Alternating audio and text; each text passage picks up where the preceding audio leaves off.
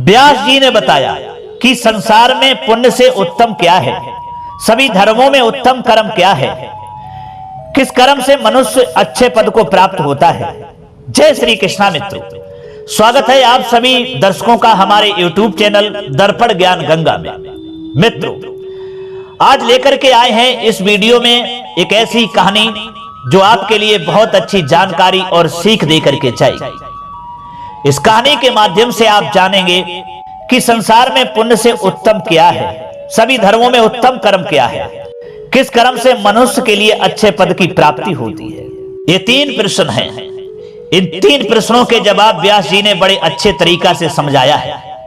तो आइए जानते हैं इन 3 प्रश्नों के जवाब इस कहानी के माध्यम से कि व्यास जी ने इस कहानी के सौजन्य से इन 3 प्रश्नों का जवाब कितना सुंदर दिया है।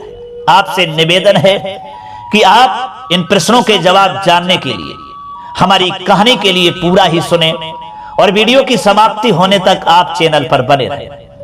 और यदि आपने अभी तक चैनल भी सब्सक्राइब नहीं किया है मित्रों, तो अनुरोध है आपसे कि आप हमारे चैनल को भी सब्सक्राइब कर लें और घंटी वाला बटन भी जरूर दबा दें। तो चलिए मित्रों, बिना विलंब करते हुए जानते हैं इन 3 प्रश्नों के जवाब जो बहुत ही आपके लिए मोटिवेशनल है और शिक्षाप्रद है।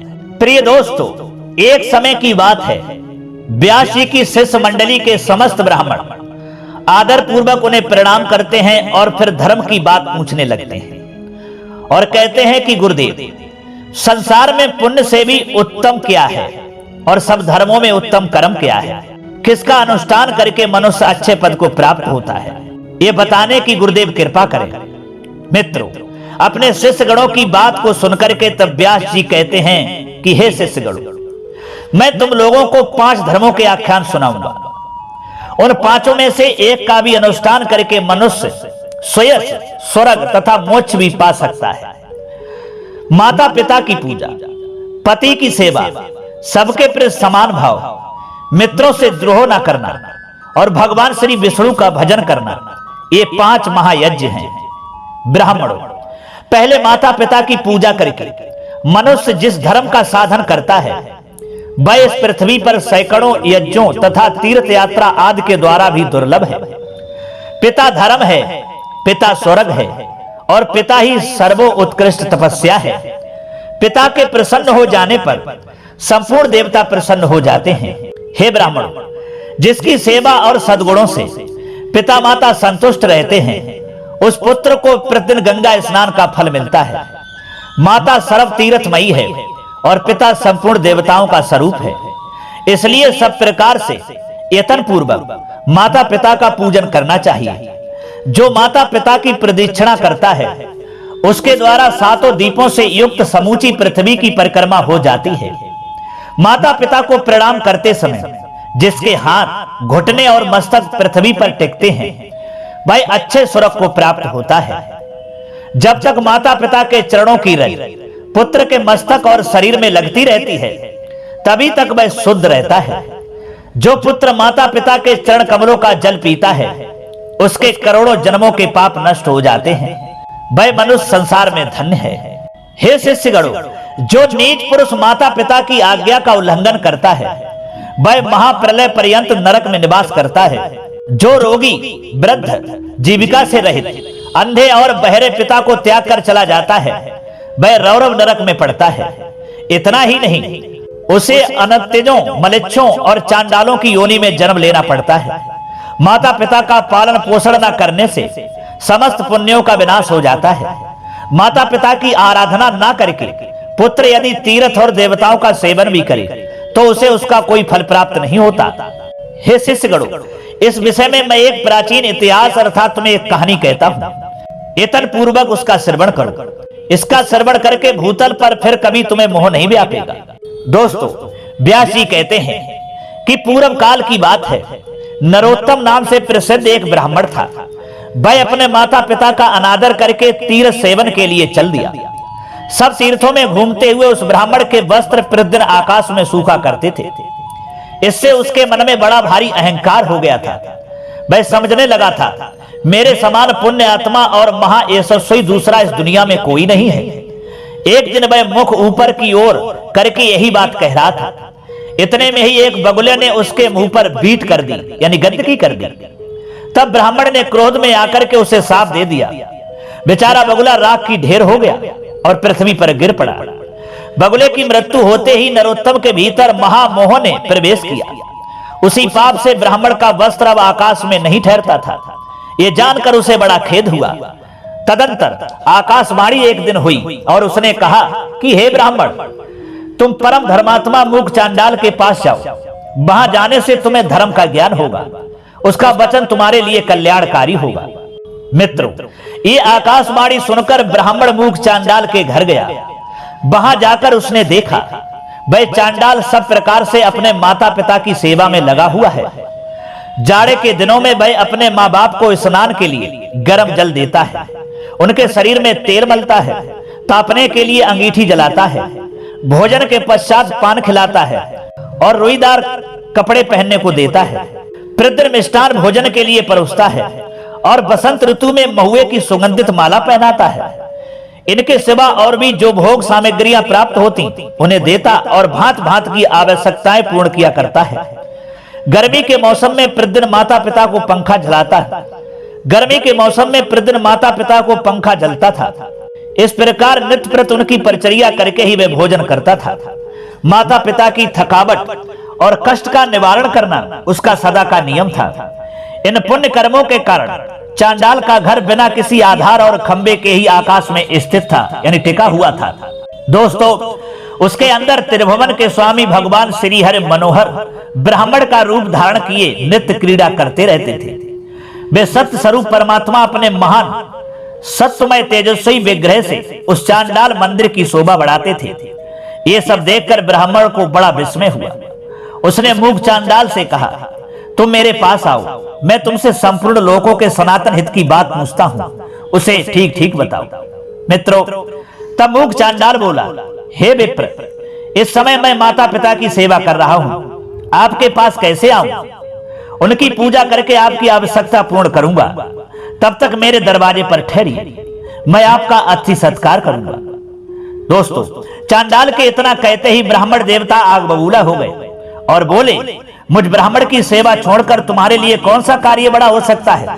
मित्रों, तब वह चांडाल बोला, हे बाबा जी, क्यों व्यर्थ क्रोध करते हो? मैं बगुला नहीं हूं। इस समय आपका क्रोध बगुले पर ही सफल हो सकता है, दूसरे और किसी पर भी नहीं। अब आपकी धोती ना तो आकाश में सूखती है और ना ठहर ही पाती है। अतः आकाशवाणी सुनकर आप मेरे घर पर आए हैं। थोड़ी देर ठहरिए तो मैं आपके प्रश्न का उत्तर दूंगा, अन्यथा पतिव्रता स्त्री के पास चले जाइए। हे दुष्श्रेष्ठ, पतिव्रता स्त्री का दर्शन करने पर आपका आवेश सिद्ध हो जाएगा। मित्रों, इधर व्यास जी कहते हैं, तदंतर चांडाल के घर से ब्राह्मण रूपधारी भगवान श्री विष्णु ने निकलकर उस ब्राह्मण से कहा, चलो मैं पतिव्रता देवी के घर चलता हूं।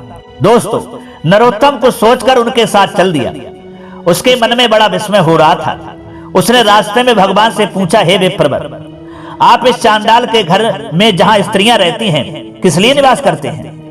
ब्राह्मण रूपधारी तब भगवान ने कहा, हे पंडित, इस समय तुम्हारा हृदय शुद्ध नहीं है।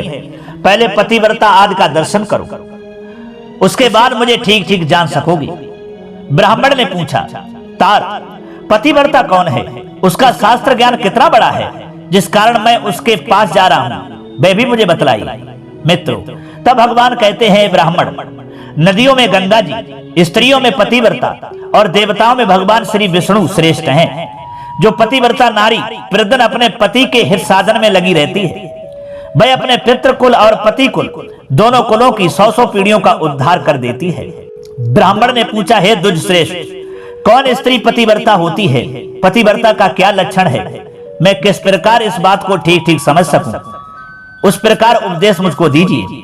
दोस्तों, तब भगवान कहते हैं, जो स्त्री पुत्र की अपेक्षा सौगुने स्नेह से पति की आराधना करती है, राजा के समान उसका भय मानती है और पति को भगवान का स्वरूप समझती है, वह पतिव्रता है। जो गृह कार्य करने में दासी, रमण काल में वैश्या तथा भोजन के समय माता के समान आचरण करती है और जो विपत्ति में स्वामी को नेक सलाह देकर मंत्री का काम करती है, वह स्त्री पतिव्रता मानी जाती है। जो मन, वाणी, शरीर और क्रिया द्वारा कभी पति की आज्ञा का उल्लंघन नहीं करती तथा हमेशा पति के भोजन कर लेने पर ही भोजन करती है, उस स्त्री को पतिव्रता समझना चाहिए। जिस जिस सैया पर पति शयन करते हैं, वहां वहां जो प्रतिदिन ऐतन पूर्वक उनकी पूजा करती है, पति के प्रति कभी जिसके मन में डहा नहीं पैदा होती, कृपणता नहीं आती और जो मान भी नहीं करती, पति की ओर से आदर मिले या अनादर दोनों में जिसकी समान बुद्धि रहती है, ऐसी स्त्री को पतिव्रता कहते हैं।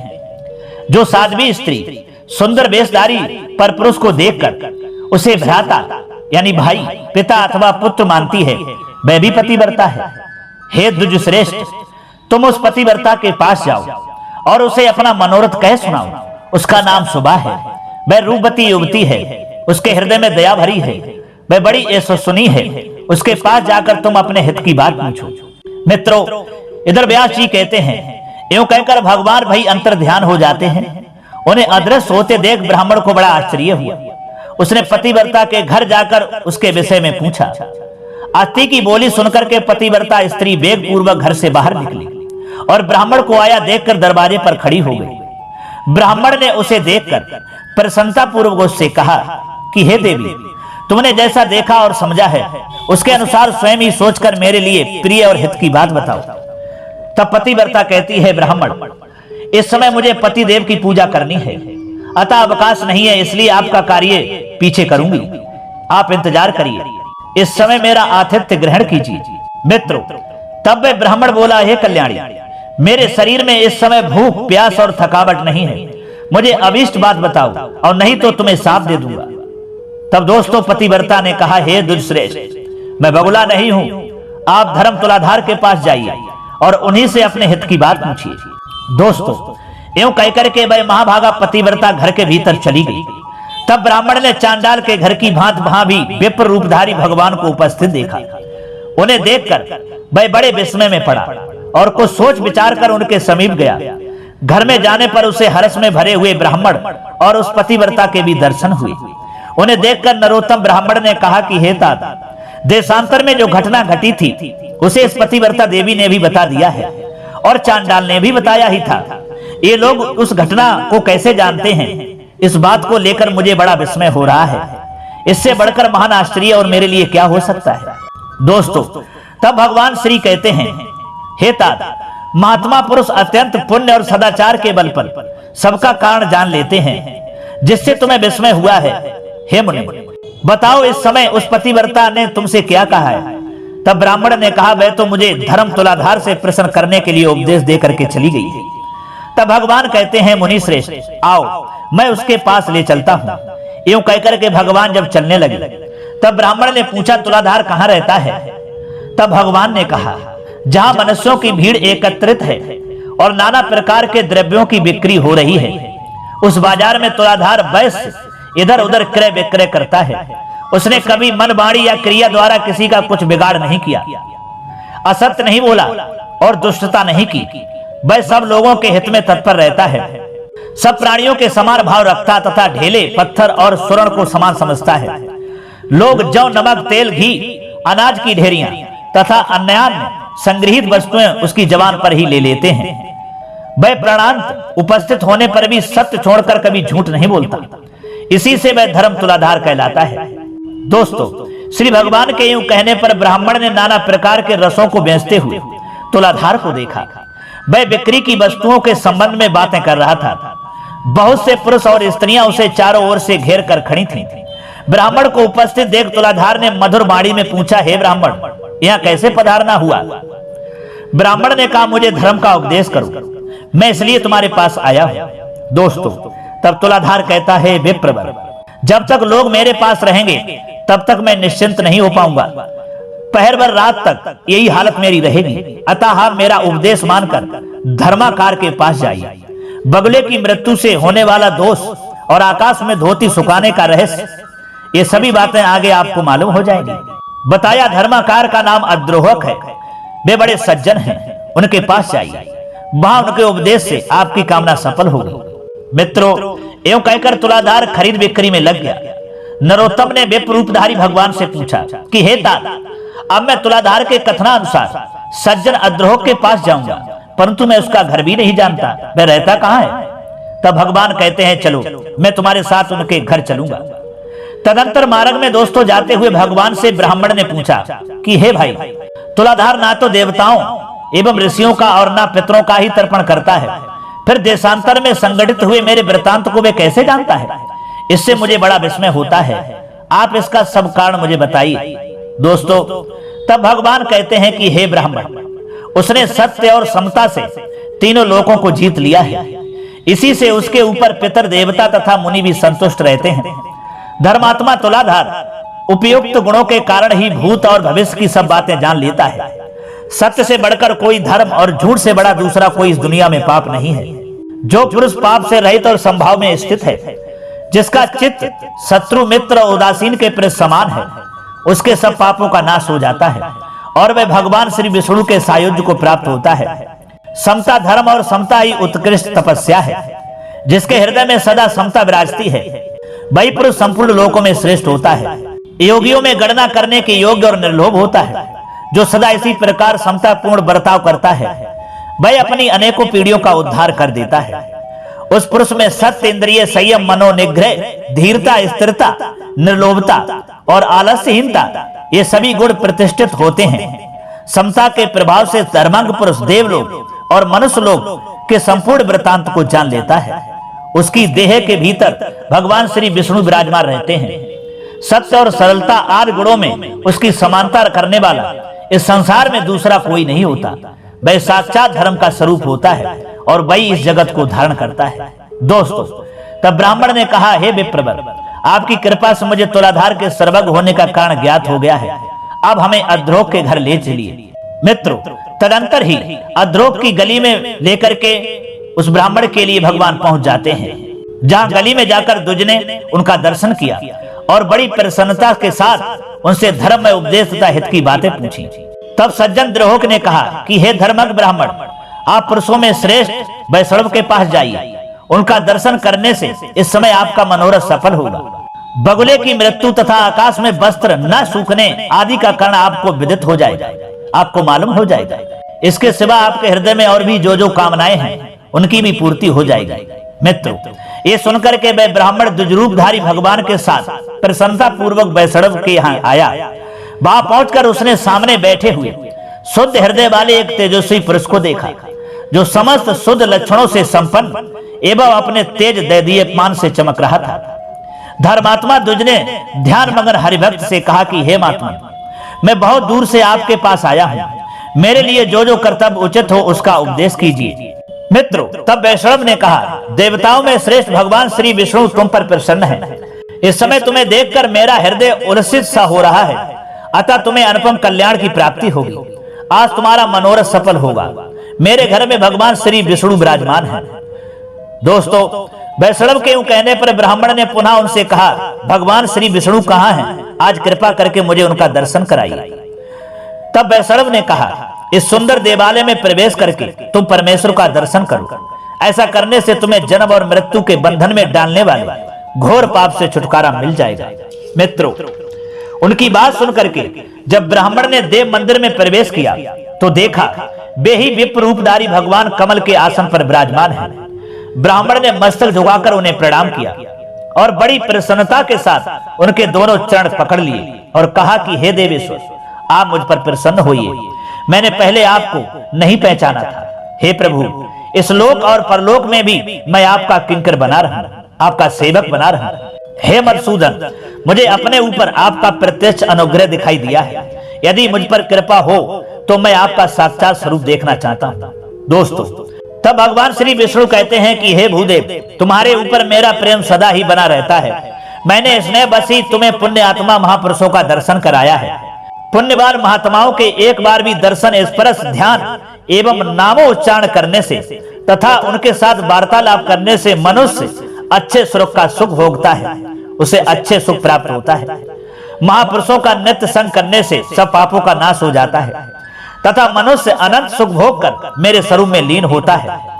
जो मनुष्य पुण्य तीर्थों में स्नान करके शंकर जी तथा पुण्य आत्मा पुरुषों के आश्रम का दर्शन करता है, वह भी मेरे शरीर में लीन हो जाता है।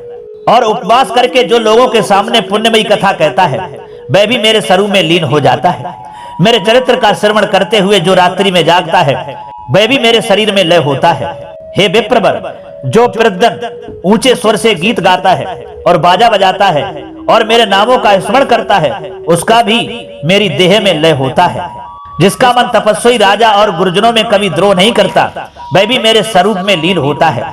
तुम मेरे भक्त और तीर स्वरूप हो, किंतु तुमने बगुले की मृत्यु के लिए जो शाप दिया था उसके दोष से छुटकारा दिलाने के लिए मैंने ही वहां उपस्थित होकर कहा कि तुम पुण्यवानों में श्रेष्ठ और तीर स्वरूप महात्मा मूक चांडाल के पास जाओ। तात उस महात्मा का दर्शन करके तुमने देखा ही था कि वह किस प्रकार अपने माता पिता का पूजन करता था। उन सभी महात्माओं के दर्शन से, उनके साथ वार्तालाप करने से और मेरा संपर्क होने से आज तुम मेरे मंदिर में आए हो। करोड़ों जन्मों के बाद जिसके पापों का क्षय होता है वह धर्मज्ञ पुरुष मेरा दर्शन करता है, जिससे उसे प्रसन्नता प्राप्त होती है। हे वत्स, मेरे ही अनुग्रह से तुमको मेरा दर्शन हुआ है, इसलिए तुम्हारे मन में जो इच्छा हो उसके अनुसार मुझसे वरदान मांग लो। दोस्तों, तब वह ब्राह्मण हाथ जोड़ करके कहता है कि हे नाथ, मेरा मन सर्वथा आपके ही ध्यान में स्थित रहे। संपूर्ण लोकों के स्वामी माधव, आपके सिवा कोई भी दूसरी वस्तु मुझे कदापि नहीं चाहिए। अब मुझे आपके सिवा और वस्तु क्या प्रिय लगेगी। दोस्तों, श्री भगवान ने कहा, निष्पाप ब्राह्मण, तुम्हारी बुद्धि में सदा ऐसा उत्तम विचार जागृत रहता है, इसलिए तुम मेरे धाम में आकर मेरे ही समान दिव्य भोगों का उपभोग करोगे। किंतु तुम्हारे माता पिता तुमसे आदर नहीं पा रहे हैं, अतः पहले माता पिता की पूजा करो, इसके बाद मेरे स्वरूप को प्राप्त हो सकोगे। उनके दुख पूर्ण उच्चवास और क्रोध से तुम्हारी तपस्या प्रतिदिन नष्ट हो रही है। जिस पुत्र के ऊपर सदा ही माता पिता का कोप रहता है उसको नरक में पड़ने से भी ब्रह्मा तथा महादेव जी नहीं रोक सकते। इसलिए तुम माता पिता के पास जाओ और यत्न पूर्वक उनकी पूजा करो, फिर उन्हीं की कृपा से तुम मेरे पद को प्राप्त हो। दोस्तों, व्यास जी कहते हैं कि जगत गुरु भगवान के ऐसा कहने पर वह दुर्श्रेष्ठ नरोत्तम ने फिर इस प्रकार कहा कि हे नाथ, यदि आप मुझ पर प्रसन्न हैं तो मुझे अपने स्वरूप का दर्शन कराइए। मित्रों, तब संपूर्ण लोकों के एकमात्र कर्ता एवं ब्राह्मण हितैषी भगवान ने नरोत्तम के प्रेम से प्रसन्न होकर उस पुण्य कर्मा ब्राह्मण को शंख चक्र गदा और पद्म धारण किए अपने पुरुषोत्तम रूप का दर्शन कराया। उनके तेज से संपूर्ण जगत व्याप्त हो रहा था। ब्राह्मण ने दंड की भांति धरती पर गिरकर भगवान को प्रणाम किया और कहा कि हे जगदीश्वर, आज मेरा जन्म सफल हुआ, आज मेरे नेत्र कल्याण में हो गए, इस समय मेरे दोनों हाथ प्रशस्त हो गए, आज मैं भी धन्य हो गया, मेरे पूर्वज सनातन ब्रह्मलोक को जा रहे हैं। हे जनार्दन, आज आपकी कृपा से मेरे बंधु बांधव आनंदित हो रहे हैं, इस समय मेरे सभी मनोरथ सिद्ध हो गए। किंतु नाथ, मूक चांडाल आदि ज्ञानी महात्माओं की बात सोचकर मुझे बड़ा विस्मय हो रहा है। भला वो लोग देशांतर में होने वाले मेरे वृतांत को कैसे जानते हैं, ये बताने की कृपा करें। मूक चांडाल के घर में आप अत्यंत सुंदर ब्राह्मण का रूप धारण किए विराजमान थे। इसी प्रकार पतिव्रता के घर में, तुलाधार के यहाँ भी, मित्राद्रोह के भवन में तथा इन वैष्णव महात्मा के मंदिर में भी आपका दर्शन हुआ है। इन सब बातों का यथार्थ रहस्य क्या है, मुझ पर अनुग्रह करके बताने की कृपा करें। दोस्तों, तब श्री भगवान ने कहा कि हे विप्रवर, मूक चांडाल सदा अपने माता पिता में भक्ति रखता है। सुभा देवी पतिव्रता है, तुलाधार सत्यवादी है और सब लोगों के प्रति समान भाव रखता है।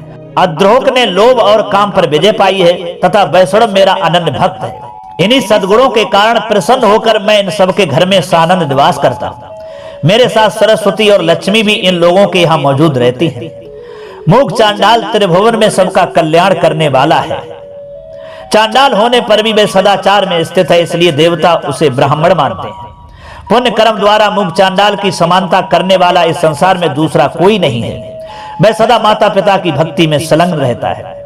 उसने अपनी इस भक्ति के बल से तीनों लोकों को जीत लिया है।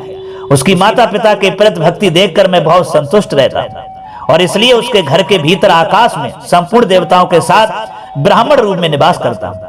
इसी प्रकार मैं उस पतिव्रता के, तुलाधार के, अद्रोह के और वैष्णव के घर में भी सदा निवास करता हूँ। हे धर्मज्ञ, एक मुहूर्त के लिए भी मैं इन लोगों का भी घर नहीं छोड़ता। जो पुण्य आत्मा है वो ही मेरा प्रतिदिन दर्शन कर पाते हैं, दूसरे पापी मनुष्य कभी नहीं। तुमने अपने पुण्य के प्रभाव से और मेरे अनुग्रह के कारण मेरा दर्शन किया है। दोस्तों, इस तरीका से वह नरोत्तम ब्राह्मण भगवान के चरणों में गिर जाता है। प्रेम के आनंद के आंसू उसकी आंखों से झलकने लगते हैं। बार बार भगवान को नतमस्तक होकर के प्रणाम करता है और फिर अपने माता पिता की सेवा करने के लिए चला जाता है।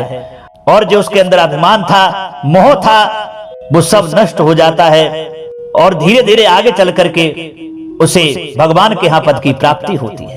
तो दोस्तों, कैसा लगा ये आख्यान, कैसी लगी ये कहानी नरोत्तम ब्राह्मण की? इसके द्वारा आप समझ ही गए होंगे जो व्यास जी ने बताया था इन 3 प्रश्नों के जवाब, कि माता पिता की ही सेवा सबसे बड़ा धर्म है, इससे बड़ा कोई कर्म नहीं है, इससे बड़ा कोई धर्म नहीं है, और माता पिता की सेवा करना ही इंसान को अच्छे लोग की प्राप्ति कराता है, और सारे सुख और भगवान का धाम माता पिता की सेवा से ही प्राप्त होता है। तो दोस्तों, ये आख्यान आपके लिए अच्छा लगा है? यदि ये 3 प्रश्नों के जवाब इस कहानी के माध्यम से आपको समझ में आए हैं तो कमेंट बॉक्स में जरूर बताना, हो सके तो अपने मित्रों के लिए भी शेयर कर देना। अब क्षमा चाहते हैं मित्रों, फिर मुलाकात होगी अगली वीडियो में किसी और ज्ञान चर्चा में। तब तक के लिए सब्सक्राइबर बंधुओं एवं दर्शक भाइयों के लिए राधे कृष्णा, ओम नमः शिवाय।